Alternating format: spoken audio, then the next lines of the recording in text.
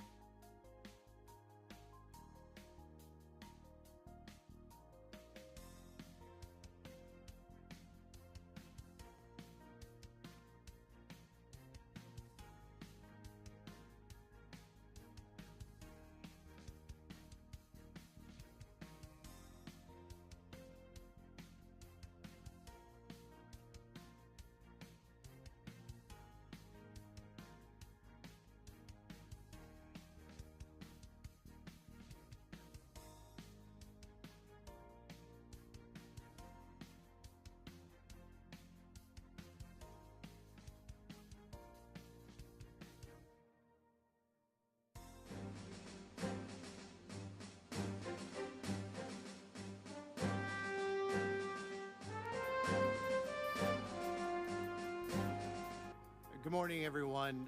We will call to order the meeting of the Circuit 13 Juvenile Justice Advisory Board. I'm Rocky Brancato. I chair the board. If you'll please join me in standing for the Pledge of Allegiance. I pledge allegiance to the flag of the United States of America to the republic for which it stands, one nation, under God, indivisible, with liberty and justice for all. Just a couple matters before we begin. I currently have a jury out, so I could be called at any moment for a verdict. So if that happens, Mr. Parkinson will take over. So please don't think I'm just skating out for no good reason. There's a judge and other people that may be calling me. We'll do introductions. I've been asked to remind everyone, when you are not speaking, please mute your microphone. It's the little button on your right, and please talk into the microphone. And we'll go ahead and start with Mr. Parkinson and proceed that way. Rob Parkinson, Hillsborough County. Chris Rivera with the Agency for Community Treatment Services. Kelly Hammersley, Department of Juvenile Justice. Ryan Egg, Department of Juvenile Justice. Hillsborough County Commissioner Donna Cameron Cepeda. Carrie Bittridge with ACTS and the Program Director of the Juvenile Assessment Center. Samantha Fusey, Behavior Analyst with ATBX. Ophelia Sisicki with the Youth Advocate Program. Mary Williams, Bays JDAP Supervisor. Cynthia Goodman, Bays JDAP Senior Case Manager. Julianne Holt, Hillsborough County Public Defender. Alvin Martinez Jr., Bays. Christiane Austin, Children's Board. Judy Royston, Juvenile Diversion. Sarah Grimmick, Hillsborough County Fins. Heather Cazzola, Hillsborough County Children's Services. Travis Coy, Office of the State Attorney. Patrick Menzie, Hillsborough County. Pat McGee, Florida Department of Juvenile Justice, Office of Communications, new role. Debbie Kane, Character GPS. Hi, Beth Pasick, DCF. Laura Byrne, Tampa Bay Parenting. Good morning, everyone. Davia Larabor, Pace Center for Girls. Hey, Pam Jeffrey, Success for Kids and Families. In addition to chairing the board, I work at the Public Defender's Office, and I'm Rocky Brancato. We will proceed with, has everyone had a chance to review the minutes from the May 2023 meeting? I will have to correct that in the agenda.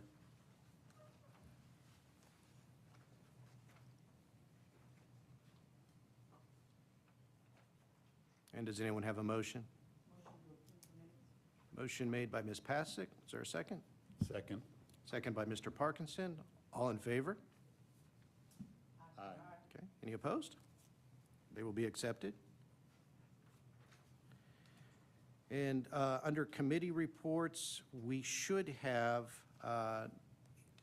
in there, maybe I put it somewhere else. Oh, okay, I have it under old business. It's the data-driven subcommittee committee, which is chaired by Ms. Royston. Ms. Royston, do you have an update for us on that? Sure. The subcommittee met on June 20th. We are working on changes to law enforcement's operating procedures. So the biggest thing we came upon in the new MOU, or I should say the MOU that was signed in 2021, one of the things that changed was the youth or parent did not have to be present, and the youth did not have to admit guilt. Rocky met with the Hillsborough County Sheriff's Office and Chief Bradford with the Plant City Police Department, and they are on board about changing their operating procedure for when the youth is not present. We also, Travis and Rocky, were reaching out to the state attorney's office to see if the youth that are direct filed, that means the law enforcement sends the affidavit directly to the state, and that precludes them from getting a civil citation when they can come directly to us. So Travis and Rocky were going to get with the state attorney's office, and I think Ms. Holt was going to get with Chief Albano with the Temple Terrace Police Department. So, but everybody's in agreement to update their SOPs. One of the other things we were working on, Sarah from Children's Services will be sending out a domestic violence utilization report to everybody that's on the committee. That way we know how many domestic violence beds are being used. Presently, there's 12 community beds, 6 males and 6 females, and this is a weekly report that will be sent to all the parties. We also need more training on criminal report affidavits and entering the information into the Juvenile Justice Information System. So Lori Hammersley, who is the data operating officer, will be doing training. Some of the entries are incorrect only because we have new staff. So we have a missed opportunities report that doesn't really reflect why kids aren't getting a civil citation. One of the categories is other, and we need to be more specific. We need to ask the law enforcement officer, why aren't you issuing a civil citation when someone's eligible? So that is pending. And Lori will also do a presentation to the work group. And then the other thing we were to do, Linda Cook with the Pinellas County Sheriff's Office, we were going to do a tour of the Pinellas County Jack. That's been a little difficult to set up, but we can have her do a presentation to the committee. So I think the next steps at this point are all the law enforcement agencies updating their operating procedures and training from the DIO. So, and Rocky, I think if you have anything to add to that? No, I do know you're going to do your civil citation update, and I think we had some fantastic news this particular month, especially when you compare it to last month. So I think that the work that we're doing with this subcommittee is having an effect. Everyone that's aboard is interested in moving things forward and making sure that we optimize utilization of civil citations and get the benefits for our children. And I very much thank you for leading that, Ms. Royston. Does anyone have any questions for Ms. Royston? And I think I have one more thing to add. Captain Rivera notified me she got a promotion, so Captain Hollis will now be taking over her spot on our committee. That's true. He's also taking over the spot on the board as well. So he's been excused today. Both of them could not attend, but they've been excused. But we're looking forward to working with Captain Hollis as well. Okay, we'll move on to member updates. And why don't we just start with civil citations since you just talked about that. Okay, so one of the handouts is the June 2022 along with the June 2023. So for the month of June, there were 71 clients referred, 65 from the community and 6 from the schools, with the dominant charges being petty theft. And if you look back on June of 2022, we had 23 referrals. So, great news. We're slammed. I'm short bodies. I'm looking for a part-time position for anybody that just wants to do something extra. Or if you know any retirees, I'd be glad to hire them that want to do something part-time. But 71 referrals, and then if you look, we had 33 petty theft referrals. School's out, kids are in the community, so I think that's why it's so high. And then the other dominant charge being battery, domestic violence with 13. Any questions? And I just want to applaud the law enforcement community that is really moving the needle here. It's very nice. Yeah. Thank you. Department of Juvenile Justice. Well, first I'd like to go ahead and start out with our census of the youth that we're currently working with in Circuit 13. I don't believe detention is here today. However, their number approximately is at 48 youth that are currently in secure detention. As far as youth that are on electronic monitoring, we have approximately 23 youth at this time.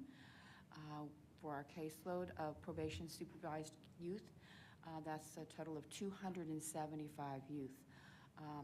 combined from intake to probation, we have a total of 1,514 youth in Circuit 13. We are also providing intensive supervision probation for youth that meet certain threshold criteria. That would be those youth that are on supervision for firearm offenses, youth that are considered to be a prolific juvenile offender, are documented gang members by law enforcement, and youth that are also documented as far as, please help me, Ryan, sexually violent predators. So with that being said, we have 107 youth that are currently receiving intensive supervision services by our probation officers, which means enhanced weekly contacts, and will also include one evening curfew contact and bi-weekly weekend contacts as well.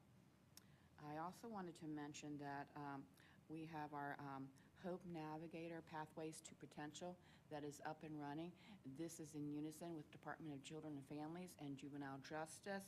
It was spearheaded by First Lady Casey DeSantis, and what it is, it's a portal. It's a phone number that we have. That's 1-800-300-HOPE, H-O-P-E. Also, this information is provided on our DJJ website, which is djj.state.fl.us, and anyone can go to the website or contact the number if you have a youth, you're a parent or caregiver of a youth that may or may not be involved with Department of Children and Families or Juvenile Justice. If you need any access to potential referrals within the community, you call that number. The coordinator will ask some questions and find out the county that you live in. Then at that point, they'll take that information, reach out to each county. Each county for juvenile justice has two, I should say each circuit, has two Hope Navigators. They'll take that information, they then become the navigator working with that family for any services that they may need that might be available in our county. And this is not just limited to mental health, substance abuse or that. It can be, they need housing assistance. It can be anything. They have a huge database in which they can provide the referrals. But not only are they providing the referrals, they're also working with the family to help them navigate the referral process. They continue to work with the family if that referral has not worked out for them and that they need to be re-referred. So they'll be like a quasi-case manager until they're ensured that the families have received the services that they need. So currently in Hillsborough County, since we've officially opened it up, we have 3 families that our navigators are working with at this point. And I believe 0, none of them are DJJ or DCF involved. So it can be anything from a family that has behaviors that they're experiencing with their child or what have you that that they need additional resources. So that's what I have regarding that. And Mr. Brancato, I can go ahead and forward you the actual official pamphlet that we have, where you can forward to our group as well. I'll send it out. Okay, we'll do that today. Does anyone have any questions? Thank you. Thank you, Ms. Hammersley. Prevention, Ms. McGee. Good morning, everyone. There have been a lot of moving parts in prevention, so I'm going to try to go over them piece by piece, so I don't lose anybody. But the Office of Prevention, of course, has changed a little bit. What the Secretary Hall has done, he has created what he calls a community outreach unit. And so he has taken the outreach staff that was working in prevention and has created a new unit. And this unit will basically not only just provide outreach for just prevention, but will be actually providing outreach for the whole department.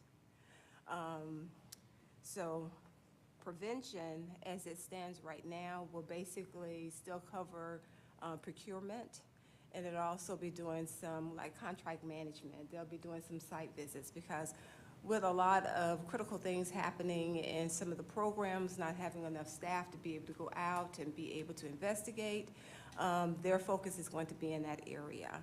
So therefore, there should be a new staff that should come aboard that will be titled regional coordinators that you'll probably see.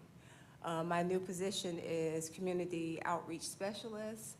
It falls under the Office of Corrections, excuse me, the Office of Communications under Director Director Slammer. So I'm excited about the new position. There's some more information to come, and as the information unfolds, I will most definitely keep you updated as to what our roles will be and what our new initiatives will also be. I look forward to collaborating and working with each and every one of you. Ms. McGee, will you be remaining in Hillsborough County with your new position? I believe I will probably still help Hillsborough County along with some additional duties, that little fine line that, you know, you can't hardly see. I'll be covering some other things as well. I'm not leaving you. You can't get rid of me. Well, we don't want to, so I'm happy to hear that. Any questions for Ms. McGee? First of all, do you need us to make a special request of the secretary to keep you in our area? Well, that might even help with my paycheck. I doubt it, but we'll try. Okay. And secondly, a number of us received a save the date document for the annual Restoring Hope training conference in Orlando this year. I believe it's October 31st through November 1st. Do you have anything to report on that? Is there a theme this year? Is there a flavor that you're feeling that they're going to be focusing on? Well, I think for last year we were focusing on mental health, and this year we will probably continue that. Just to also let you know that, thank you. Just to also let you know that this will probably be the last year that Restoring Hope will fall under prevention. The Office of Communications will take that over. And so it'll have a little bit different flavor to it, but pretty much the same. But nothing has really changed. I'm still working on the committee with prevention. And so we look forward for another great conference and training for this year. Well, and I have to advocate, if anyone here has the opportunity to go, even if you can't go over the entire conference, it's a great conference. Lots of opportunity to learn, and quite frankly, last year we had a lot of one-on-one time with the secretary, which I think really helped us, helped inform us of where his kind of priorities are for the next couple of years. So, great opportunity. And if I also may add, if there's anyone or any program that's interested in setting up a booth or a table there at the conference, please let me know, because we are looking for vendors. Thank you. Thank you, Ms. McGee.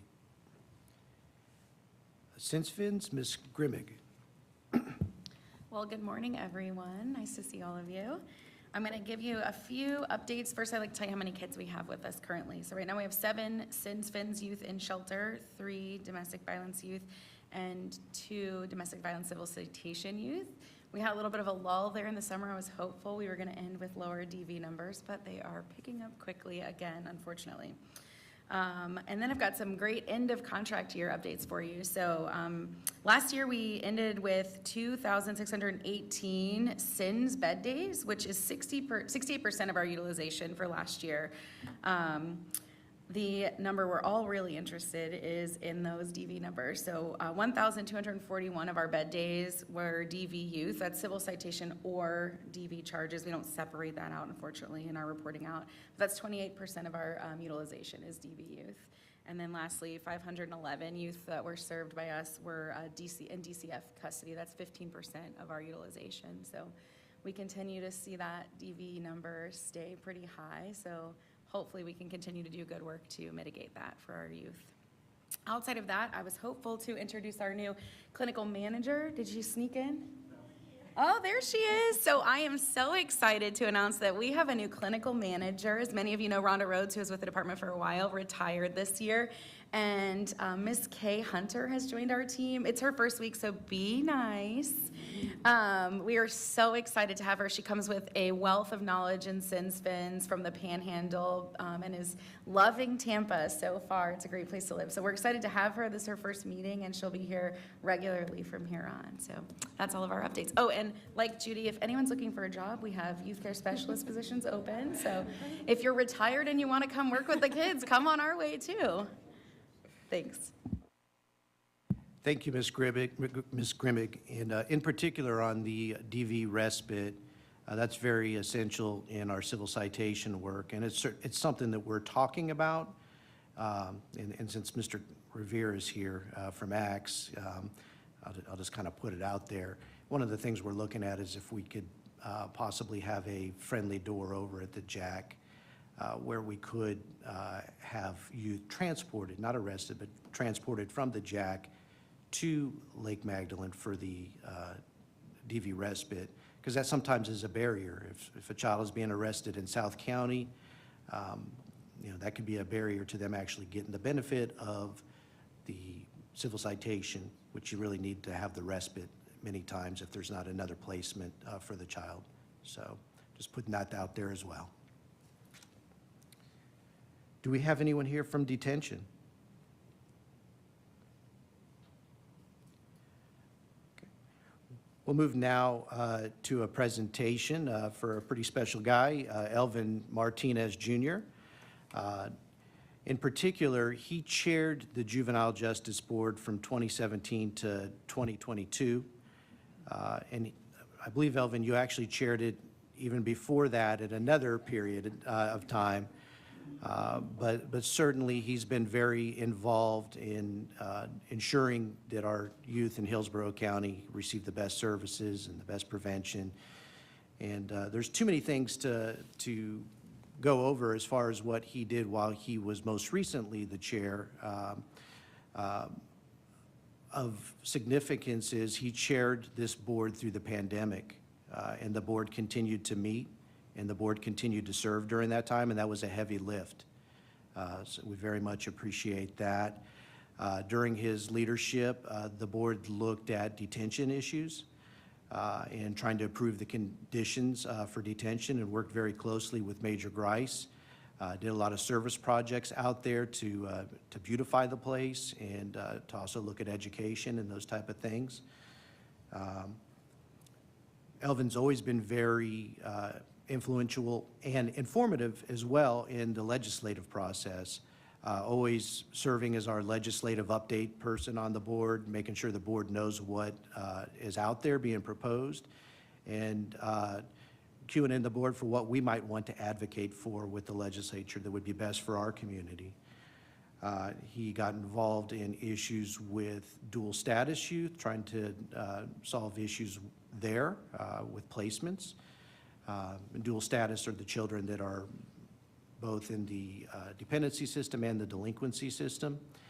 And he did something that I think is very near and dear to not only the people who receive the awards, but also to us at the Public Defender's Office, because he helped create an award to recognize a detention care worker every year, and saw fit to get us to name it after our elected public defender, who has been a tremendous advocate for our youth as well. So we very much appreciate that as well. But Elvin, we do have a small token for your service, and we'll present it over here at the board.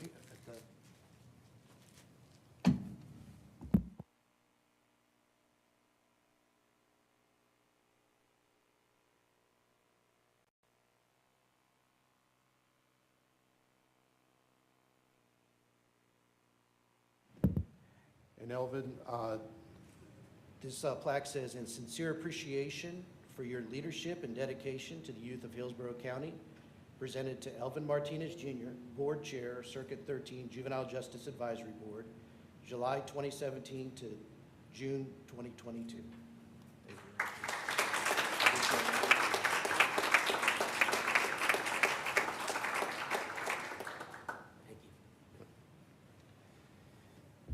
Well, thank you. I'm rarely bashful, but I don't do well with receiving recognition. So I want to thank Mr. Brancato and all of the members of the Circuit Advisory Board for this recognition. And, I know I can be a little rough around the edges and kind of disruptive to status quo from time to time. And I appreciate everybody tolerating me over those years that I served as chair when I engaged in some of those activities. But I do it because I believe the strength of this board is I believe this board is one of the most effective and accomplished community engagement boards that our community has ever seen.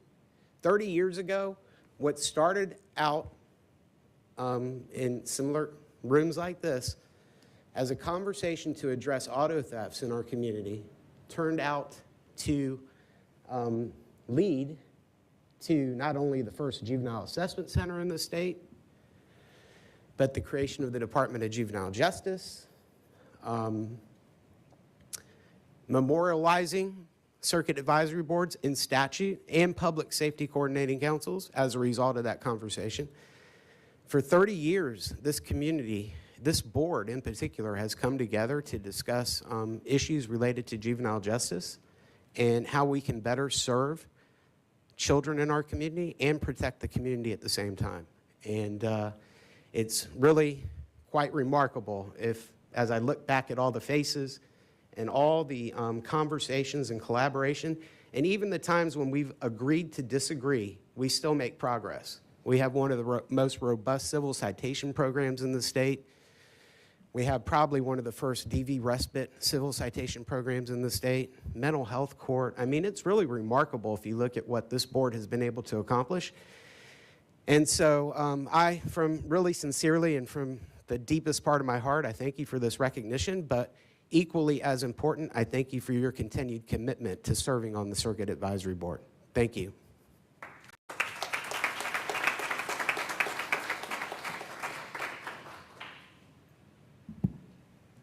Okay, we will move on. Thank you very much, Elvin. Thank you for your service. We'll move on now. We have a couple items we haven't got to. We'll see if we can get to those, but we'll do a presentation in the meantime. Why don't we start with what I think will be our quickest presentation, and it's probably not even a presentation. It's more just of a discussion. But we have Chris Revere and Daniel Husband here from ACTS to talk about the JARF and what's going on there and to receive questions to make sure our community is informed. Mr. Revere. Thank you, Rocky. Good morning, everyone. Again, I'm Chris Revere. I'm with the Agency for Community Treatment Services. ACTS has been around for almost 45 years now, which we've served the community in behavioral health. And in our efforts, we're talking here today, and for me to provide you guys an update in relative to the Juvenile Addictions Receiving Facility. In its inception in the late 90s, we have seen youth come in who truly need detoxification.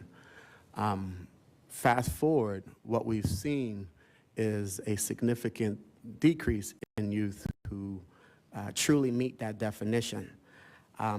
As of today, we probably average about 85 to 90% of youth who come in with a cannabis diagnosis. And there is no true detoxification for that. With that, we've also seen a decrease in our utilization, which truly impacts our system of care as far as having youth go from one level of care to the next. So what we have done to enhance our continuum of care is that we will transition the JARF into a therapeutic group home, which will serve your moderate to severe youth who have mental health diagnosis, who have emotional and behavioral concerns, so that ultimately we can now provide more of a specialized area where youth are receiving psychotherapy, receiving psychiatric services. And so as of today, we don't have a specific date. We're in the process of renovating. We're in the process of permitting and all those things to have this take off. This was actually a ask by our DCF Secretary, Siobhan Harris. And of course, if you know, she comes from the ACA background, and the therapeutic group home, it will be a licensed ACA facility. And so this was something that we felt that was a big need in our community. It's something that we see as an opportunity to, again, for us to expand our services. Hillsborough County, if you look, I mean, there's not a therapeutic group home specifically in this area. So right now, this is pretty much the update that I have today. We are working with other providers and other stakeholders with the Hillsborough County Acute Care Committee, where we're looking at other alternatives as to what will happen to youth who won't meet that definition for us or admission for the JARF. So what we are doing as ACTS is expanding our outpatient services. And so with that expansion of our outpatient services, we'll be able to provide more IOP, but also your traditional outpatient services where we'll be able to provide assessments for youth so that we can provide a comprehensive recommendation in order to meet the community's needs. Again, with this committee, we have folks from the Public Defender's Office, folks from other behavioral health organizations as well, the hospitals. We have law enforcement involved in this process. So right now we're in the mapping stage as far as what are some other options for this population of youth. So that meeting actually just most recently happened. So we just foresee this being something beneficial for ACTS, but also for the community as well. All right. And I know we'll have questions. Questions for Mr. Revere? Yes, Ms. Pasick. Yes, just a couple questions. Thank you for the update. How many beds, both male and female, will you have? And will you be focused primarily on taking Hillsborough County children first? So in regards to the therapeutic group home, this will be a 12-bed, all-male facility at this time. And it will serve Hillsborough County first, yes. Other questions for Mr. Revere? Ms. Grimmick? Does this mean that the residential facilities you currently have are no longer going to be utilized as well, or just the JARF? If you are aware, we had our youth, the Sassa residential program that we also decided to discontinue at this point. We won't have a residential facility except this therapeutic group home, which is really a res level 1 program. Other questions? Ms. Royston? Out in Polk County still open, or is that one of your facilities? New Horizons probably closed about 7 years ago. Sorry. Sorry.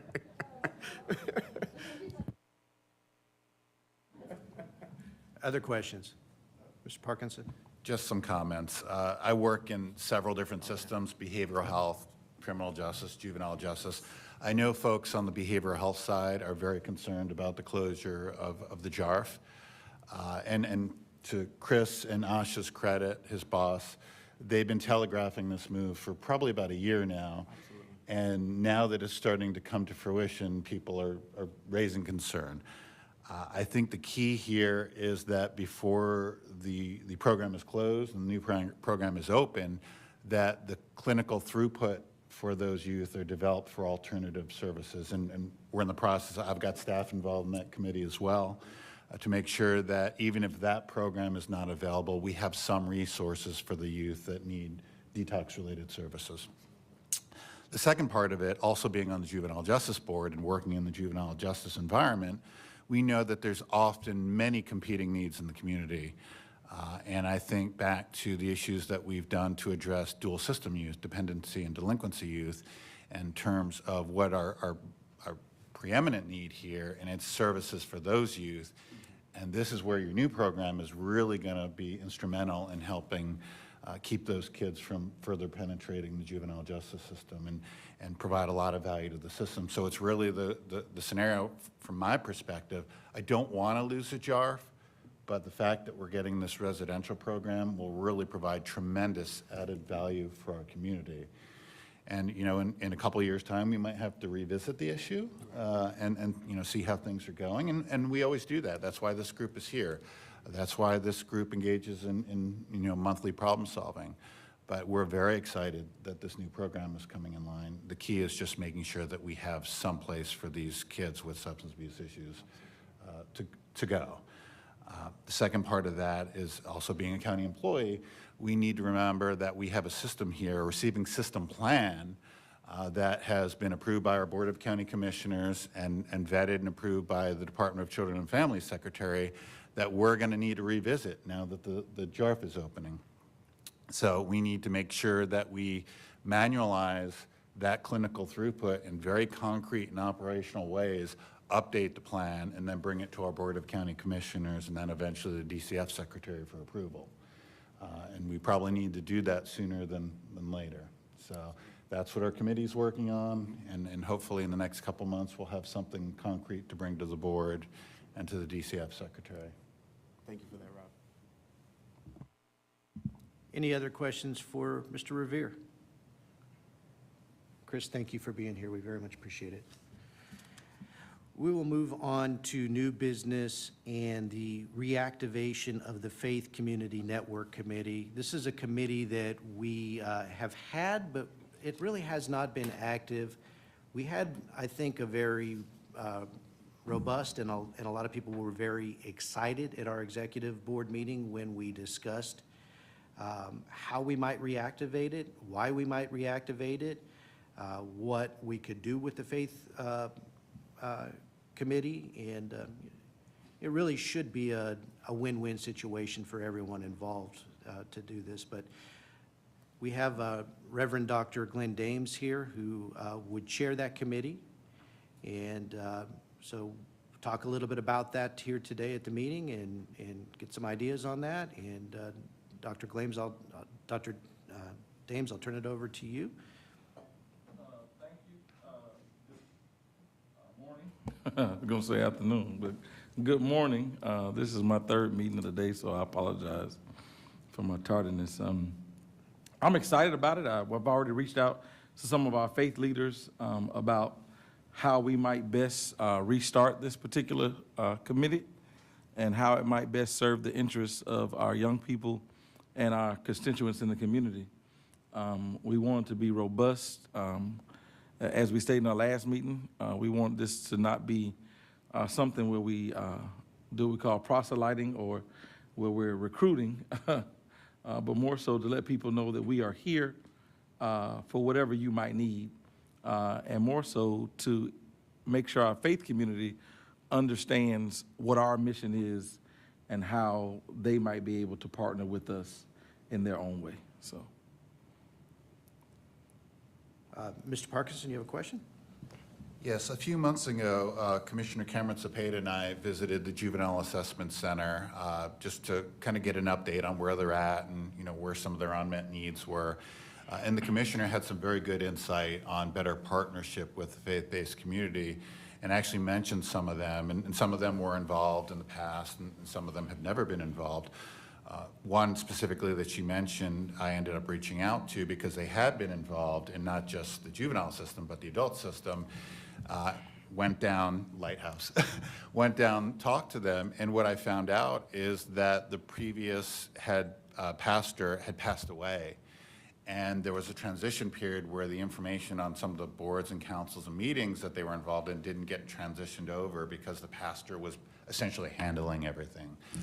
So we were able to get them plugged back in to various systems, and especially on the adult side and reentry, and they're participating in that now. But what I found out, since Rocky has brought this issue up, is that's actually a frequent issue where one pastor was handling things, and during a transition because of retirement or other factors, the message didn't get conveyed. So, you know, I think it would be good to consider revisiting this committee, and part of that would be reaching back out to those faith-based groups that used to be involved and somehow dropped off the radar. Pastors on Patrol used to be involved with this group, very active.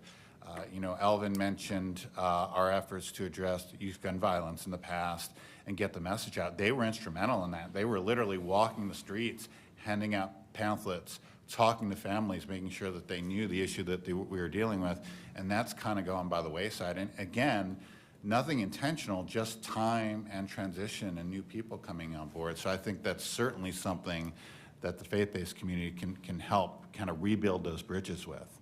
I don't know, Commissioner, did you want to add, because you had a lot of good insight on that issue? Yeah, so it's amazing what faith-based communities do, and the churches and different faith-based organizations. It's very powerful. And really, that's the most changes I've seen in people's lives, is when they go through that. And like you mentioned, the Lighthouse, for example, in Riverview, you know, but it's just, adults, you know, but they have a place they can live and stay there for a year while they're getting free of the drugs and various addictions that they have. It's very powerful, and very, very important. And I was just thinking about that also when he mentioned about the youth detox. You know, I don't know how that would work with youth, you know, being underage, but that would be amazing, absolutely amazing. And if I remember the context, because one of the things ACTS does is they don't just serve the youth that are coming in through the JAC, they serve the family, kind of the whole family. Yes. And part of that is realizing that sometimes family have issues going on too, and they need linkage to resources. And you know, again, ACTS doesn't just serve the kid, they serve the family. Yes. And ACTS showed us a lot of resources that they refer families to, and again, part of that is the faith-based community. So. Because a lot of them are struggling also, of course, financially, and they help with you know, food and clothes and in so many different areas. It's awesome. Well, and I have to be honest with you, I spent a half a day down there a couple months ago at Lighthouse and got to meet with some of the residents going through services, and some of them have youth that are involved in the juvenile justice system, and some of them have youth that aren't yet involved in the juvenile justice system. So again, it's about bringing on these additional resources from the faith-based community to kind of serve the whole family.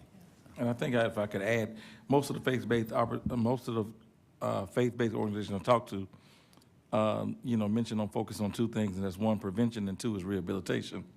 And I think those are two important areas that we can focus on. Is one, is that pastor control was very useful in that particular effort. We have the Coalition of Churches headed by Bishop Scott and other organizations that are happy to help on the prevention side, but you also have the rehabilitation side. What does a youth who goes through the juvenile justice system do when they get out? Employment, you know, housing in some cases, because in some cases they don't have a family home to go back to.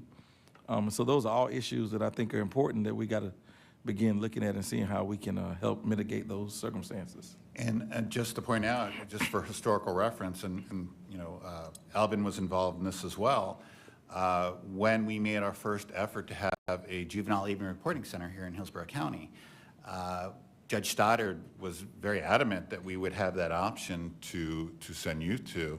We just didn't have the resources, and one of the larger local faith-based communities stepped up, and they provided the entire funding amount to get the program up and running in Sulphur Springs. And One More Child was running it, and it kind of proved the concept of a need reporting center. One of the challenges it had was this Chapter 985 at the time didn't have provisions really to allow the judges to send kids, so they had to be creative. Subsequently, statutes have changed to include evening reporting centers in the continual care, so it's a lot easier for Safe and Sound to execute their program. But the faith-based community stepped up, and if I recall, Rocky, it was about $1 million that they put up over the years, wasn't it, Elvin?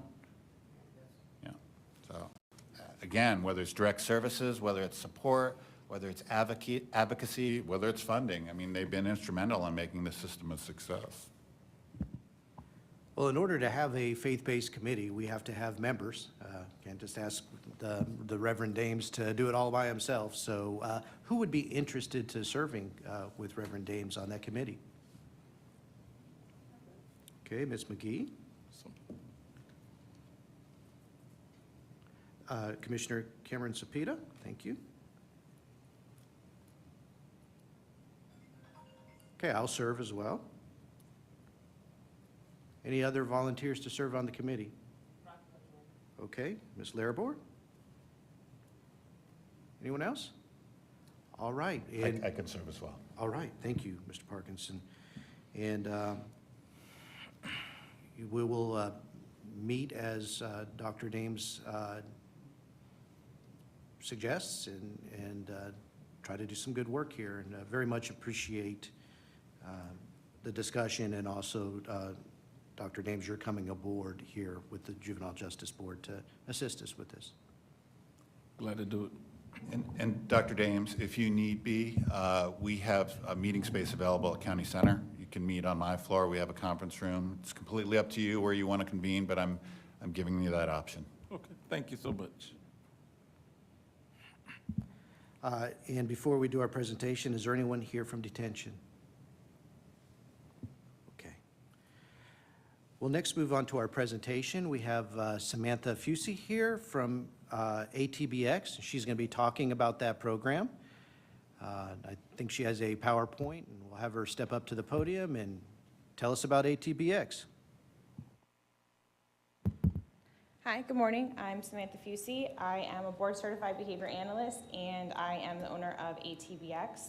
I have been working as a behavior analyst with at-risk youth for the past 10 years. So I wanted to come and talk a little bit about what we do and what applied behavior analysis is and how it applies to this population. I don't know if anyone's familiar with ABA, but if you've heard of it, you've probably heard of it in conjunction with like autism treatment, and it is definitely widely used for autism services, but behavior analysis in general is just behavior science. So it can be applied in a variety of settings. Analysts work with geriatric patients. They work with adults in APD group homes, developmental disabilities. They work at corporate levels to rearrange contingencies for like performance of staff and faculty. We currently work in DJJ residential and detention centers, mostly residential treatment programs, foster care settings. We provide oversight in APD group homes for behavior focus homes, and we work in schools and some in-home settings as well. I kind of already talked a little bit about ABA, but I can, for the sake of time, it just, everything we do is data-based. All of our interventions are empirically supported. The way the treatment is delivered is to rearrange the environment rather than necessarily change the child. So where other types of treatment may focus more on the individual child needing the therapy, we focus on less on the label, but what the symptoms of that label is. So if we may have 3 children referred, all with intermittent explosive disorder, all engaging in property destruction, but they're all engaging in property destruction for a different reason. So the types of interventions that they get and the way the people in their environment should interact with them will be different. So types of services we provide: functional behavior assessments. This is when a youth is referred, and we do an assessment to determine why the behaviors are occurring. So for example, those 3 youth engaging in property destruction, one may be engaging in property destruction because he's in the classroom, he's super far behind in math, he's embarrassed, he throws a chair, they kick him out of class, now he's suspended for a week, don't have to be embarrassed anymore. The next child may throw a desk, and then his caseworker picks him up and takes him to McDonald's for the day because they don't know what else to do with him, so he got access to McDonald's and lots of attention. The third child may have engaged in property destruction because it just feels good and he's very angry and it feels good to smash something. So the interventions that are put in place are going to be different. So then we develop an individualized behavior management plan, and we train the individuals in their environment. So the child who's throwing the desk because he's having a hard time in school, the teachers will they'll be taught to no longer suspend him for a week. Instead, let's give him an appropriate way to ask for a break or escape temporarily, while on the back end, we're doing skill acquisition procedures to catch him up on his math skills so he's no longer embarrassed to be in that classroom. Where the child who's getting the McDonald's with the caseworker, we may need to set up some contingencies on exactly how you can access McDonald's with me, but it's no longer going to be after you've been kicked out of school. And the third child who may be engaged in property destruction because it just feels good, they may need to be enrolled in some athletic leagues or maybe have access to a punching bag or something of that sort. So the behavior plans we put in place not only target the problem behaviors the child is engaging in, but also focus on the replacement skills that they need, because typically if they're engaging in a problem behavior, it's because there's a deficit somewhere or they've learned to engage in that behavior as like a survival mechanism. So like aggression in some situations is necessary, and then that's shaped up over time to occur more frequently in environments that it's no longer appropriate. So once we create behavior plans, we then train the caregivers in that environment, be it the group home staff, families, teachers, detention staff, residential staff, how to respond and ways that they can teach children who maybe learn differently. That's one type of training that we do on the individual plans. We also do staff-wide trainings. So for some of the residential providers have asked us to help train staff to effectively implement just basic facility operating procedures. Because again, we want to keep the youth safe, they need to be following the procedures, but not everybody is trained to fluency, so then staff kind of don't always do what they're supposed to do. Or that they don't know how to interact appropriately with children with severe problem behaviors, so teaching them non-coercive strategies, how to increase praise rates, things like that. Then we also do precision teaching and fluency-based instruction. So we provide those services one-on-one with youth to increase their fluency in like basic academic skills. We also train teachers to do this as well. And we're working with mentors, so when they have some time with the children, instead of just helping go through homework, they're trained in some ways that they can increase the rate at which the child is learning to do those things. And then we also do performance improvement for leadership. So they may ask us to come on board and say, hey, we've trained our staff to do all these things. We don't understand why they're not doing them, but it's because the contingencies for staff are messed up. So it is more reinforcing and easier to not do the thing I'm supposed to do than it is to do the thing I'm supposed to do. So we teach supervisors how to rearrange kind of incentives for staff to get them to implement what they're supposed to do more effectively. When we do our caregiver and staff training, we use behavior skills training. This is an evidence-based training method. It consists of providing instructions, showing them what to do, role-playing it with them, and then providing feedback. And then we shore it up with proficiencies and follow-up coaching.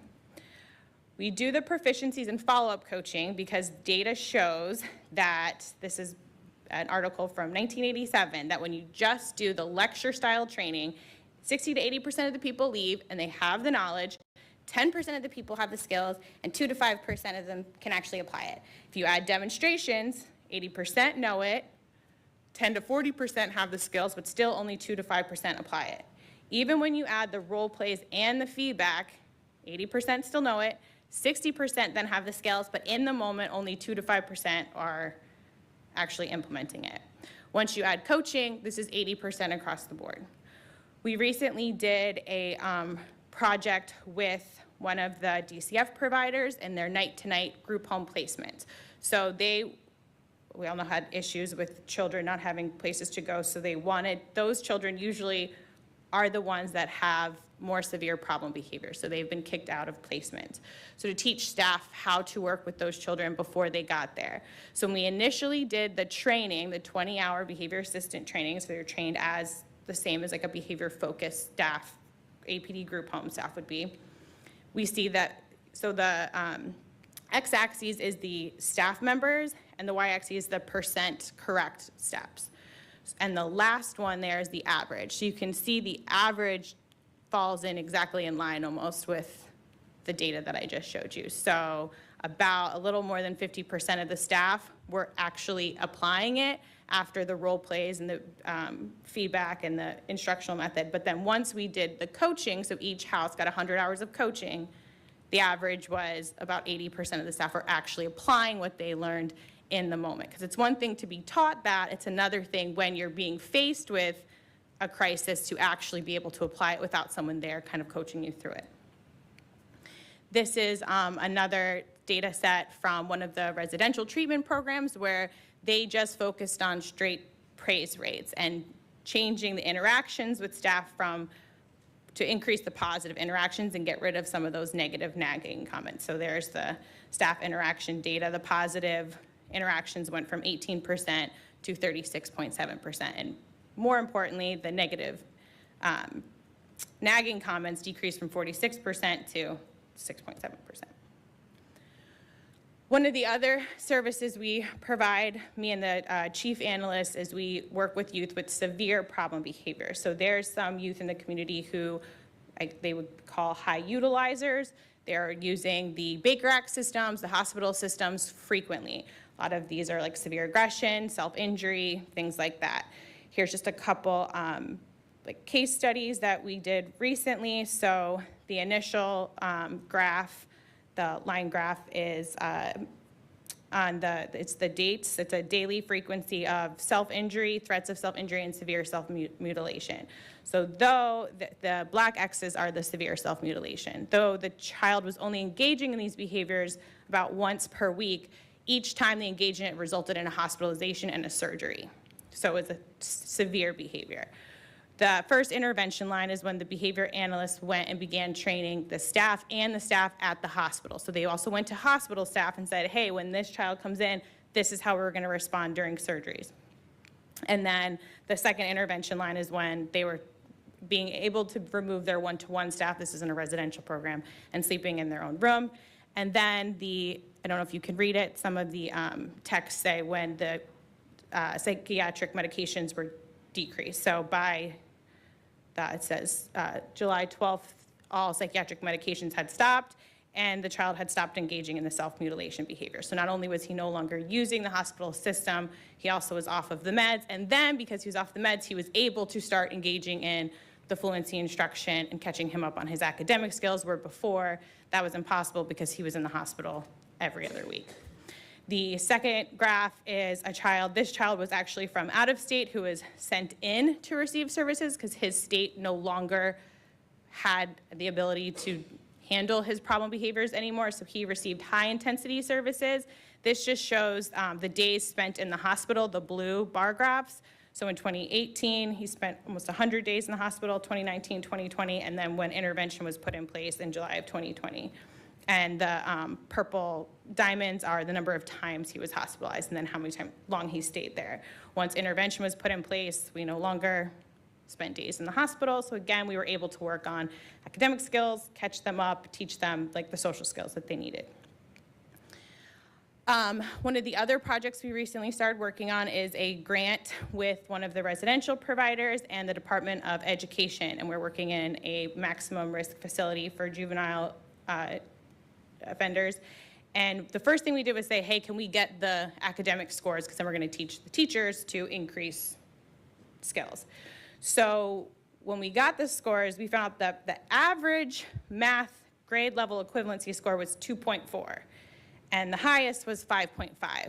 But the school system there is a high school system. So the kids are being put into high school level courses, but they're performing at elementary or middle school level curriculum. So they are sitting in class not knowing what's going on. These are the kids that are also going to return to the community and again be placed in high schools in the community without the skill sets. You can see why you may have like lots of problem behaviors in the school setting if you're in an algebra class but you don't know basic multiplication.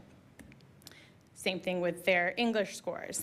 The average was grade level 3.7, maximum was grade level 8.5, minimum 0.5. So they're again in these high school level reading classes, and if you can't read, you also put a cap on your math skills too. So our project is we're training the teachers to not only use basic classroom management skills, because these kids also don't necessarily know how to be in school anymore, and then catching them up academically. So if the teachers are tasked with having a child that's at an 8th grade reading level and a child that's at a 2nd grade reading level in their same classroom because of the makeup, they have to be able to instruct that whole class effectively. So they have to be able to kind of rearrange their classrooms to put kids right where their skill level's at, so they can direct certain questions maybe to the 8th grade level versus the questions they're going to direct to another grade level to, know decrease the embarrassment or whatnot.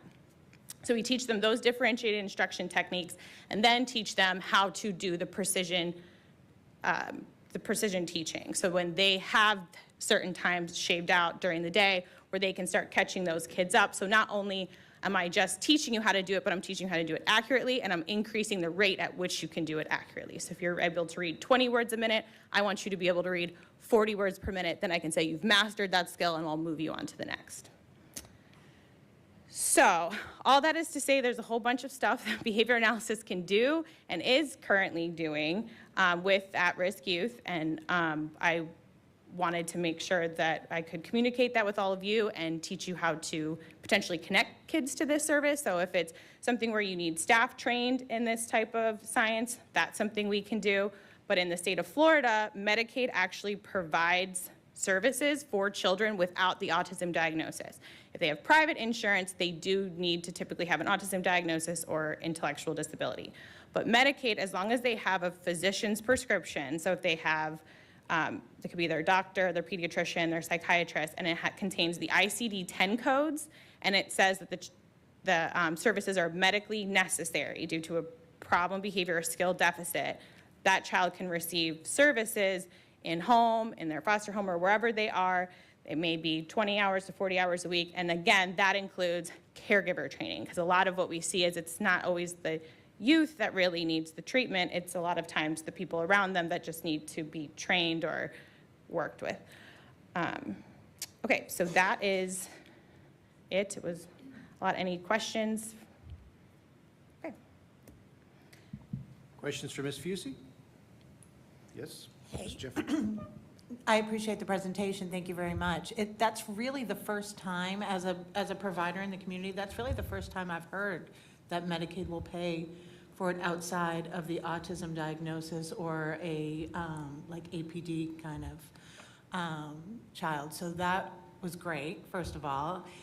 Is there information that you can share with us about how to make referrals and maybe even, I hate to say it this way, but almost technical assistance on how to get those prescriptions and whatnot? I can provide you that if you want to send me an email. It's at the bottom. Sure. Great. But as far as technical assistance, a lot of times, especially if the doctor's already familiar, sometimes just a phone call to the doctor saying, hey, I just heard that I could potentially get ABA services. Do you mind faxing me a prescription? Then Medicaid usually also does ask for some sort of an assessment, like a comprehensive diagnostic assessment that just gives like a history of what is going on. And if the child's on an IEP, they may request that. But yes, no, most people don't know that you can do that. Parkinson? Samantha, thank you for your presentation. Access to cognitive behavioral therapy, to behavior analysis is something that often kind of goes by the wayside just because of the emergent nature of the populations that we work with. And sometimes it's hard to get a referral to those services. So again, you know, it's the emergent nature of what we do. I can say in my career, behavior analysis and cognitive behavioral therapies have been vital to addressing really challenging populations. I'll give an example. When I was involved in Pinellas County many years ago, we had a pattern of kids going into JAC and juvenile detention that were engaging in self-injurious behavior, some pretty severe self-injurious behavior. And again, working within those systems, we had the DJJ system saying that these kids need to go to Baker Act facilities and get comprehensive services. And then we had the mental health providers saying, no, this is behavioral. And it's true, but the end result is that they were engaging self-injurious behavior that led them to be at risk of life and limb and involvement in the both systems. So it's a real challenge, and we brought in behavioral analysts, and they looked at, you know, and again, at first it was a few cases, but then it was dozens of cases that we saw a similar pattern. And long story short, we saw that a number of the kids were really making the cognitive choice that, do I stay in juvenile detention for 21 days, or do I go to hospital, Chapter 395 medical hospital for a few days, get stabilized, then go over to PEMS for the remainder of my 21 days. So they were making the choice that they'd rather be in a mental health facility versus a juvenile detention facility. So the analysts were able to say, hey, light bulb, and I say light bulb because it's ironic because one of the self-injurious behaviors that they were engaging in was crunching up light bulbs and eating glass. So the behavioral analysts were key in us kind of drilling down into what that issue was. And the end result is we ended up bringing a dialectical behavioral therapy to Pinellas and Pasco County, which helped the youth address those self-injurious behaviors. So again, wonderful resource, and it could really help. And you know, we talk about a response to dual system youth. That can be a really instrumental therapeutic response to that target population. Thank you. I think it is, and if I could just say one thing, those intense cases, those severe cases were because of exactly what you just said. Like, it may start as like superficial cutting, but then it turned into hospitalizations because it was shaped up over time. So it's almost better to get the services early on than wait till they get to their eating glass, because then it's a whole nother ballgame. Any other questions for Ms. Fusey? Ms. Fusey, thank you for presenting today. If you have any materials or anything that you would like me to send out to the board, I'd be happy to do that. Specifically referral information? Thank you. All right, do we have any public comment? Hearing none, we'll move to announcements. Anyone have any announcements?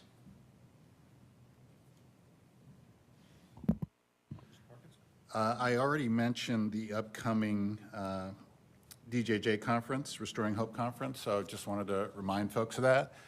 Also, I want to remind folks that we are going into the annual Julianne Holt Service Excellence Award season.